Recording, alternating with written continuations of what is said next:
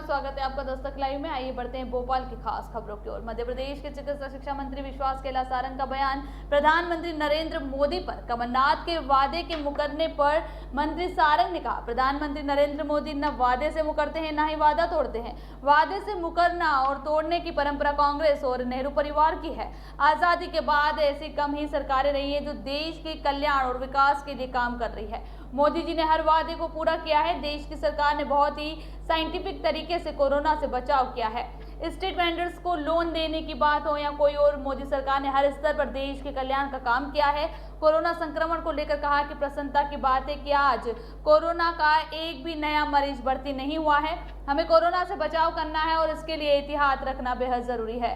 Corona की तीसरी लहर को देखते हुए मुख्यमंत्री शिवराज सिंह चौहान ने सार्वजनिक कार्यक्रमों में स्वागत न कराने और घोषणा पर मंत्री विश्वास सारंग से कहा कि मुख्यमंत्री का फैसला स्वागत योग्य है।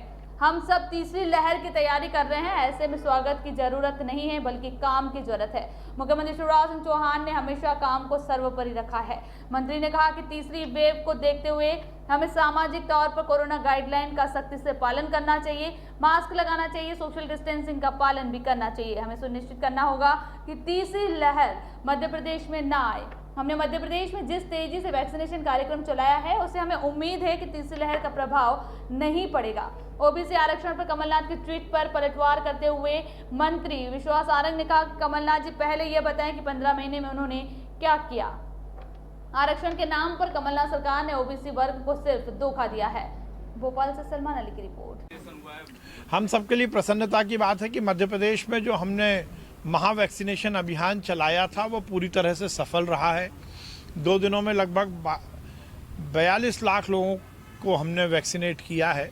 इसमें प्रथम डोज और सेकंड डोज दोनों में लोगों ने उत्साह दिखा के वैक्सीन लगवाई है।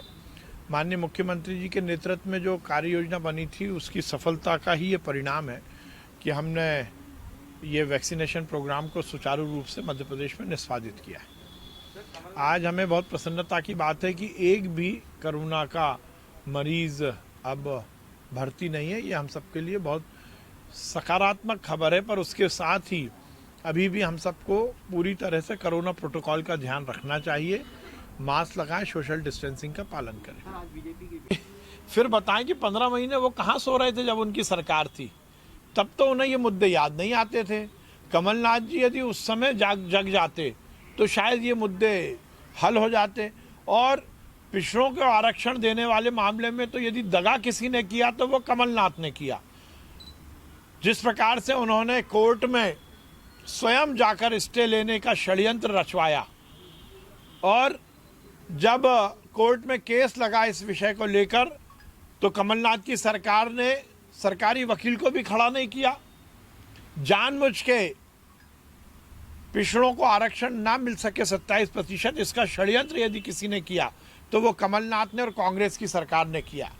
देश की सरकार ने तो हर वर्ग के संरक्षण के लिए, जहां पिछड़े वर्ग के लोगों को भी आरक्षण की व्यवस्था की है, हमारे SC ST के वर्ग के लोग उनको भी आरक्षण की व्यवस्था की है। तो जो गरीब हैं, चाहे वो किसी भी जाति के हैं, सवर्ण हो या कहीं किसी भी तरीके गरीब हों, तो उनको भी 10% आरक्षण देने की व्यवस्था की गई है।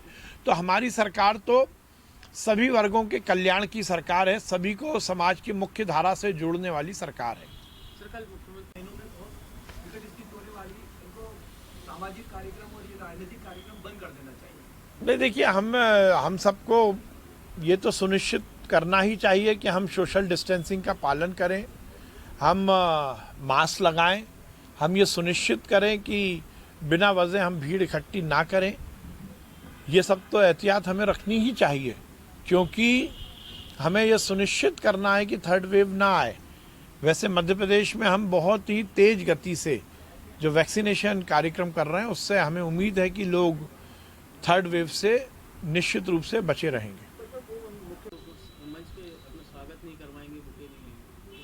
देखिए, अच्छी पहल है, क्योंकि हम सब पूरी तरह से तीसरी लहर ना आए उसकी तैयारी कर रहे हैं। माननीय मुख्यमंत्री जी की ये घोषणा बहुत स्वागत योग्य है और ये बात सही है कि इस समय पर स्वागत की जरूरत नहीं है, काम की ही जरूरत है। और वैसे भी मुख्यमंत्री जी ने तो हर समय काम को सर्वोपरि रखा है। आज एक भी नया मरीज कोविड का देखिए, हम सबके लिए प्रायोरिटी यह है कि हम कोरोना के संक्रमण को फैलने से रोकें, और इसलिए हम सबको ये स्वयं अनुशासन के साथ सुनिश्चित करना चाहिए कि हम किसी भी तरह से कोरोना संक्रमण की तीसरी वेव को मध्य प्रदेश न आने दें। पैकेज का ऐलान किया था, अपने वादे से मुकर गए, राज्यों को पैसे दिए थे, जबकि मौसम ज्योति को देखिए, नरेंद्र मोदी जी ना वादे से मुकरते हैं, ना वादे को तोड़ते हैं। ये आदत तो कांग्रेस और नेहरू परिवार की रही है। नरेंद्र मोदी जी ने जो कहा है वो किया है। इस देश में आज़ादी के बाद बहुत कम सरकारें हुई हैं जिन्होंने जनता के कल्याण और क्षेत्र के विकास और देश के विकास की योजनाओं पर काम किया है। और नरेंद्र मोदी जी ने जिस प्रकार से अपने प्रधानमंत्रित्व काल में देश की जनता का कल्याण किया है वो अविस्मरणीय है।